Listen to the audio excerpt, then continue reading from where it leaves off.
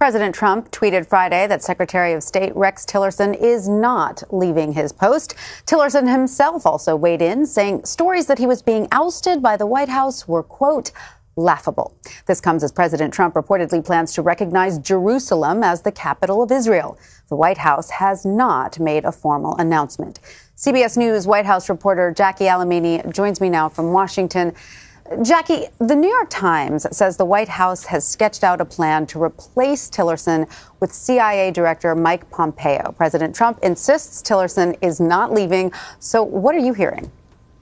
So rumors of Tillerson's departure have been swirling around Washington for quite some time now, but CBS News confirmed yesterday that the White House has drafted and circulated a plan to replace Tillerson as Secretary of State as early as January, in hopes of replacing him with the current CIA Director, Mike Pompeo. Part of this plan is to then move Senator Tom Cotton of Arkansas to head up the CIA. But as you just mentioned today, the president finally tweeted a day later after having lunch with Secretary of State Rex Tillerson and General Mattis that this was fake news and that the media has been speculating that I fired Rex Tillerson or that he would be leaving soon. Again, fake news. Trump also tweeted that he's not leaving, and while we disagree on certain subjects, we work well together, and America is highly respected again.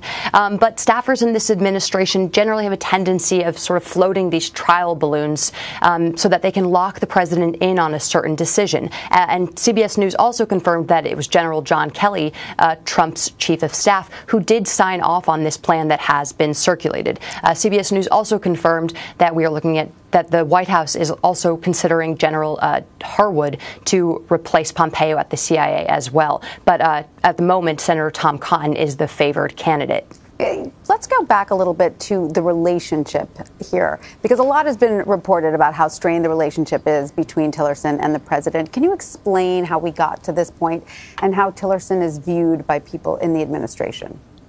It has been a strained relationship, and a strained relationship that has played out rather publicly. As one White House source put it to me yesterday, the die was cast a while back with the moron stories. This source is, of course, referring to the stories that came out at the end of October that the Secretary of State had called President Trump a moron after a national security meeting. The two have also had a number of policy differences. The Secretary of State is far more moderate on Iran, Russia, and North Korea, and the President Trump has come at the Secretary of State on Twitter, his favorite medium, very publicly rebuking some of those stances.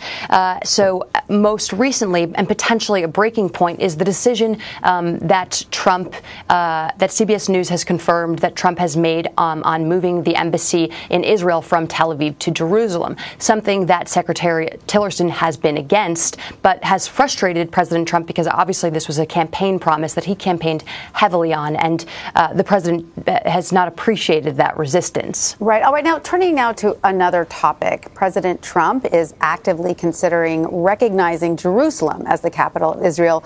First, can you tell us why that would be such a significant declaration for the U.S. president to make?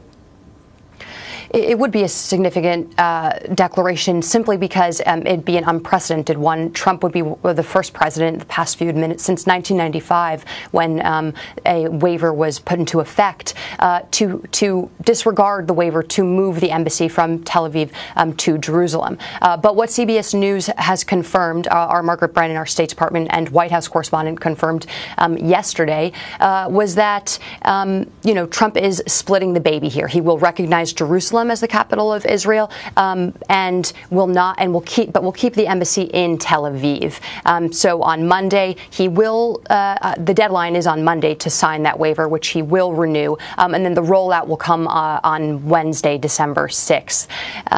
But this is a potentially risky decision for the president.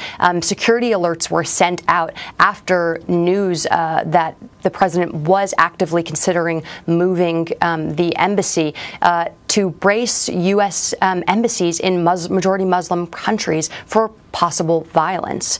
And this move also potentially stymies, the president's son-in-law's aim at Middle East peace here.